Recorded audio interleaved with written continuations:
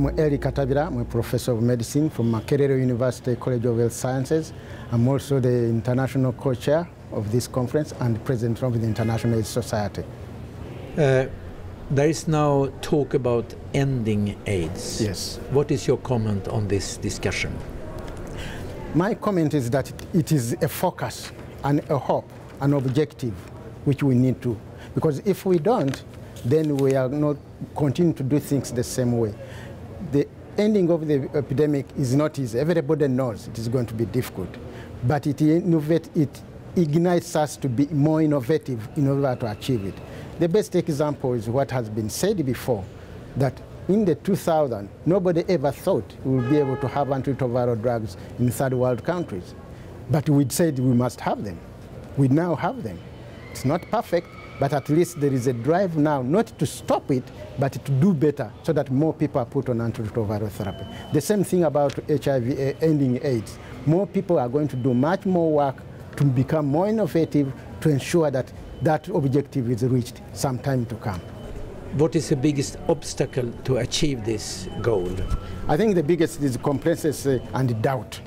Many of the people, both scientists and politicians, particularly politicians who are important in investing in the cause to make sure that we end the epidemic, some of them are still skeptical and think it's not possible. We need to convince them, particularly we, the scientists, to do work and research and provide evidence for them so that they can use that to invest more in getting there as we would like it to happen. The slogan for the conference is turning the tide together. Yes. What is the key message here?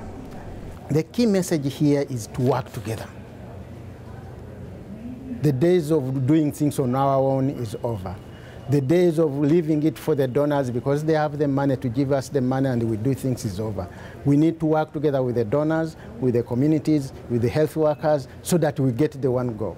What has been happening in the past that we, particularly in the research in third world countries, we've been sitting back and waiting for the basket to be filled by somebody else, forgetting that even ourselves in our own areas, we can still contribute a lot, not only in funds, but also in reorganizing our health workers, our health systems, to make sure that what we get from the donors is used properly and effectively to improve and make sure that more people are put on treatment.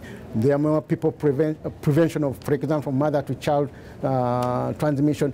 All this needs to be involving all of us at grassroots as well as within the administration and the policymakers. What is the responsibility for the developed countries and for the developing countries to make an end of the AIDS epidemic?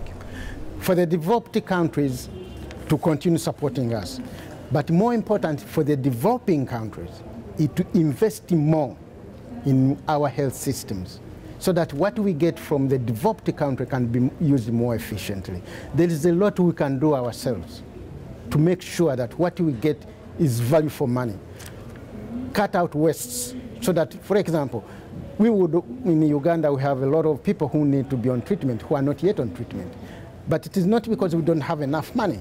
It is because some of it goes to waste, because we spend time taking so long to deliver drugs where they're supposed to be, and sometimes, believe it or not, sometimes drugs expire and have to be destroyed. This shouldn't happen, because if we can be more efficient and make sure that all these drugs are distributed at the places where they need to be, then everybody will be able to access them. And secondly, we also need to put in a culture whereby even we as countries, much as poor as we may be, we contribute so that we add on to what we get from the donors for that purpose.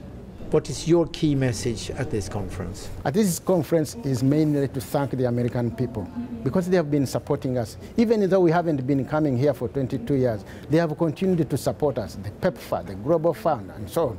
All those have been made possible to put many people on treatment. But more important than that, the training. Many of the health workers across the globe have received training either within their countries through the support of the American people or within America.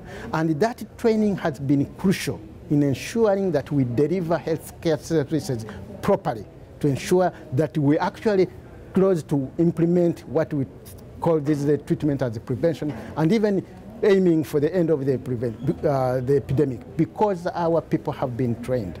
And they have also trained others as a result. That, to me, that is extremely important, because it's not money alone to the patient, but also for the healthcare. It's no use giving someone $100 million when there's no one who knows how to give the drugs. When the International AIDS Society was founded 24 years ago, 1988, by Dr. Cullings and Dr. Bolberding, it was a very small organization with only one employee. Today it's a big organization. How do you see this development?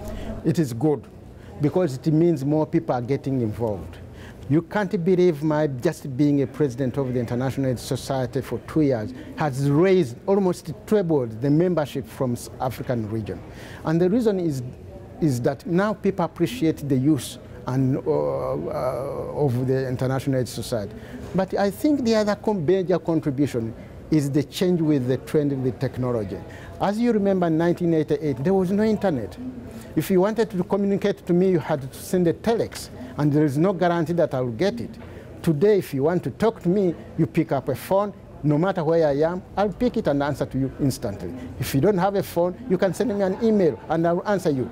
That kind of communication has eased the way IAS communicate with their members. And now people are appreciating the value of the International AIDS Society. And that's why we have grown big. Are you optimistic? Very optimistic. I've always, otherwise I wouldn't be here.